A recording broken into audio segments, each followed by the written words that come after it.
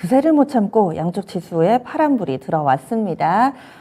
지금 현재 양시장이 한 0.2% 정도 밀리는데요. 많이 빠지는 수준은 아니고요. 보합 정도 부근에서 흐름 나타내고 있습니다. 외국인의 매도 물량이 조금씩 더 확대되면서 지수에는 좀 부담을 주고 있는 상황입니다.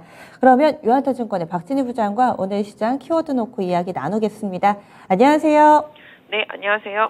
미증시 대비론 좀 강한 것 같기도 하고요. 환율도 일단은 좀 진정된 모습인데 이런 상황을 어떻게 봐야 될까요?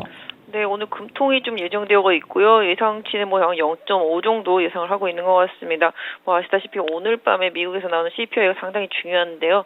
뭐 이거에 대한 우려감은 어제 시장에 상당히 좀 강하게 좀 반영이 되어 있다라고 보시면 좋겠습니다. 오늘 시장 뭐 전반적으로 어제 워낙 하락이 강했었기 때문에 다시 반등이 나오고 있습니다. 실적 기반으로 해서 현대차와 자동차 부품주들이 뭐 상대적으로 좀 강한 모습 보실 수가 있겠고요. 또 그동안 많이 빠졌던 항공주들 좀 반등하는 모습 보실 수가 있겠습니다. 그다음에 뭐 제약바이오 섹터에서는 뭐 개별적인 흐름들이 좀 이어지는 모습이고요. 전체적으로 지금 뭐 하락이 좀 심한 섹터는 뭐 아시다시피 이제 유가가 100불 이하로 다시 내려왔기 때문에 정유주 섹터 하고요. 조선주 섹터, 그다음에 뭐 기계 섹터, 건설 섹터 이런 쪽 유가 상승에 좀 그동안 연동했었던 그런 종목들이 좀 하락세가 좀 두드러지는 모습 보실 수가 있겠습니다. 또한 뭐 어제 액션스퀘어가 급등하기도 했었습니다만 오늘은 장 초반에 넵튠이 급등을 하면서 전체적으로 게임주하고 또 메타버스 관련주들이 장 초반에 좀 반등 시도가 이어지는 모습 보실 수가 있겠습니다. 가장 오늘 흐름 괜찮은 섹터는 제약바이오 섹터가 가장 흐름이 괜찮습니다. 최근에 뭐 진단키트라든지 뭐 백신 이슈도 있었습니다만은 임상 관련되어 있는 여러 가지 뭐 뉴스들이 좀 나오면서 지금 바이오 섹터 내에서 임상치가 있는 기업들의 흐름 상당히 좀 좋아지고 있는 모습 오늘 좀 특징이라고 보실 수가 있겠습니다. 첫 번째 키워드 확인하겠습니다. 유가입니다. 간밤에 8%의 급락이 나오면서 항공주들은 맑음이지만은 또 정유라든지 조선 섹터 그리고 일부 플랜트 종목군들은 흐림입니다. 이런 흐름은 계속 이어질까요? 뭐 일단 지금 유가가 하락하는 가장 큰 원인이 소비 감소에 대한 우려죠. 경기 침체에 대한 우려가 유가 하락을 부채질하고 있고요. 그다음에 원자재 가격들도 급락을 하고 있는 모습 보실 수가 있겠습니다. 지난번에도 말씀드렸습니다마는 물가 압력, 인플레 압력에 가장 강한 대항만의 경기 침체입니다. 경기 침체 우려가 계속 나오다 보니까 물가들이 알아서 스스로 빠지고 있습니다. 소비 감소에 대한 우려가 많이 커지고 있는 상태이고요. 일단 유가도 100불 이하로 다시 내려왔다라는 점에서 일단 시장에서 좀 긍정적인 분위기.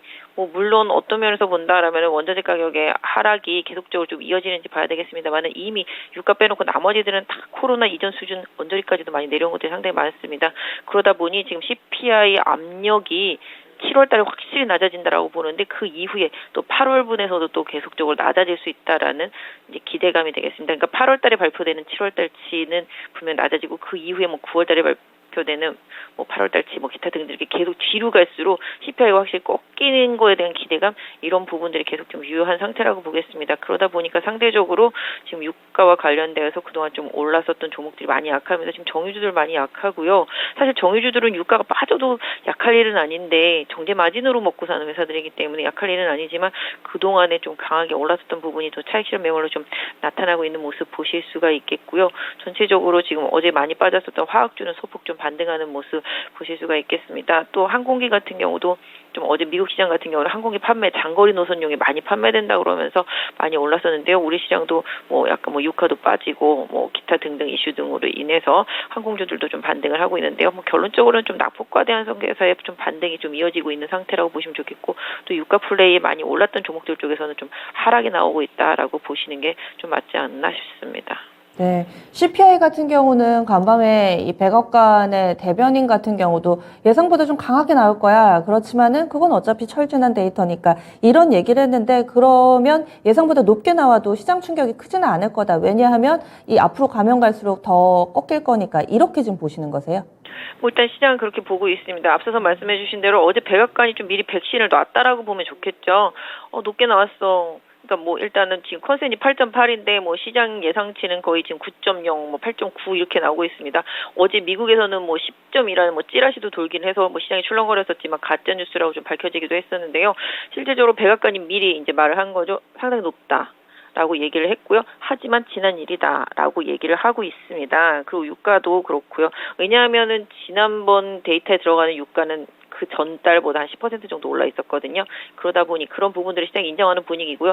제가 생각할 때는 낮게 나오면은 비코제로 좀 받아들일 수가 있겠고, 높게 나왔다 하더라도 이미 주가에 반영되고 이런 부분들로 인해서 단기적으로 시장은 방향이 좀 잡힐 것으로 보여지고 있는데요. 일단 좀 지나간 일이다라고 백악관이 애써 말한 것처럼 시장이 좀 반응을 하지 않을까라고 생각을 하고 있습니다. 네, 다음은 두 번째 키워드 보겠습니다.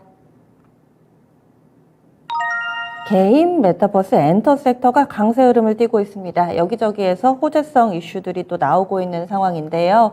이런 부분들은 어떤 의미가 있을까요? 뭐 어떤 면에서 본다면 지금 금리 인상 때문에 가장 피본 섹터가 이쪽이죠. 뭐 메타버스도 그렇고 게임도 그렇고요. 성장 섹터주들이 그렇습니다.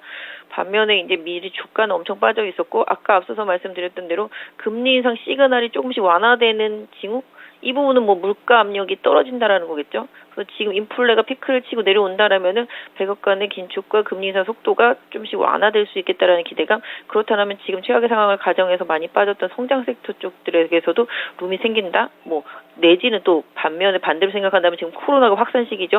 뭐 다음 달 2,30만 얘기가 계속 나오고 있습니다. 그렇게 되면 다시 또 코로나 시대 때 강했었던 게임, 메타버스 이쪽으로 또 수급 이동. 뭐 최근에 백신이라든지 치료제, 뭐 진단 키트가 강했던 것처럼 이런 식으로 해서 가격적인 메리트가 좀 부각됐다라는 플레이가 좀 시장에서 좀 들어오고 있는 것으로 보여지고 있습니다. 어제 액션스퀘어, 오늘은 넵튠, 오늘 넵튠 지금 상한가 들어가 있는 상태인데요. 그러다 보니까 관련주들이 오늘 전체적으로 낙폭과대해서 기술적 반등이 좀 나오고 있다라고 보실 수가 있겠고, 뭐 엔터나 콘텐츠 섹터도 비슷한 개념이죠. 최근에 콘텐츠주들은 이미 뭐 달린 지 오래됐고요. 엔터주들 같은 경우도 바닥권에서 계속 실적 기반으로 해서 리포트 상당히 잘 나오면서 오늘도 좀 강한 흐름이 이어지고 있습니다. 그래서 궁극적으로 지금의 섹터주들의 흐름은 빠질 대로 빠졌다. 또 하나는 실적이 괜찮은 섹터는 뭐 엔터, 콘텐츠 이런 거 회복될 수 있다. 뭐 이런 뉘앙스. 그러니까 주가 자체가 워낙 바닥권에 있기 때문에 작은 호재에도 시장이 좀 민감하게 반응을 하고 있는 상태인데요. 뭐 일단은 지금 성장 섹터의 과도한 하락은 일정 부분 앞으로의 금리 인상에 대한 폭, 이게 완화될 가능성에 대한 기대감, 이런 것이 좀 반영되고 있는 상태라고 보시면 좋겠습니다. 네, 다음 마지막 키워드입니다. 리오프닝 관련된 종목의 반등입니다. 오늘 소비재 쪽이 꽤 괜찮은 모습 띄고 있는데요. 그동안에 좀 눌려 있었던 F&F도 반등 흐름 보여주고 있고, 항공주들이 유가 영향 받으면서 강한 반등 흐름을 보여주고 있습니다. 리오프닝주들 아직까지는 코로나가 좀 신경 쓰이기는 하는데, 이 반등은 빠져나올 반등인가요? 들어갈 반등인가요? 뭐 사실 코로나라는 게 예전에 팬데믹 초기에는 뭐 약도 없고 그다음 백신도 없었고 뭐 이렇기 때문에 상당히 우왕좌왕했었습니다만은 지금은 숫자가 늘어난다 하더라도 체계적으로 관리가 잘 되고 있습니다. 아까도 뭐 한덕수 총리가 말을 했습니다만은 큰 변화가 없었죠. 발표 내용에서는. 그러다 보니까 이제 반등이 좀 나타나고 있는 거죠. 그래서 이 방향성에 있어서는 계속적으로 뭐 저점은 찍었다라는 느낌. 그다음에 이제 뭐 지금 최근에 빠졌던 거는 오히려 소비 위축에 대한 우려감, 경기 침체에 대한 우려감 플러스 그다음에 이제 코로나 확산에 대한 영향이 더 강하게 반영이 됐었는데요. 오히려 오늘 나온 데이터들, 뭐 미국도 마찬가지가 되겠습니다만 고용 데이터들 이런 부분들이 나쁘지가 않습니다. 그러니까 고용 데이터가 나쁘지 않다라는 거는 결과적으로 소비력이 계속적으로 유지될 수 있다라는 거죠. 그래서 소비력이 더 강하게 줄어들지 않으면 침체로 가지 않을 수 있다라는 기대감입니다. 그러다 보니까 소비 관련 주들이 오늘 좀 반등을 하고 있는 모습이라고 보시면 좋겠고, 그 해당 섹터주들이 또 리오프닝 섹터라고 좀 보시면 좋겠습니다. 그래서 궁극적으로 전반적으로 뭐 소비 관련 리오프닝 섹터주들하고 오늘 보시면 필수 소비재들도 많이 오르고 있습니다. 특히 리오프닝 섹터라고만은 볼 수 없고, 그다음에 뭐 필수 소비재라고 볼 수 있는 음식료 섹터 보신다라면 최근에 가격은 일단 올렸는데 원자재 가격들이 하락하고 있습니다. 그러다 보니까 마진폭이 늘어날 수 있겠죠. 그래서 최근에 대상이라든지 제일제당의 강한 흐름을 계속 염두에서 좀 보실 필요가 있겠고, 오리온 같은 경우도 실적 좋다 하는데 초코파이 가격도 올린다는 얘기가 있습니다.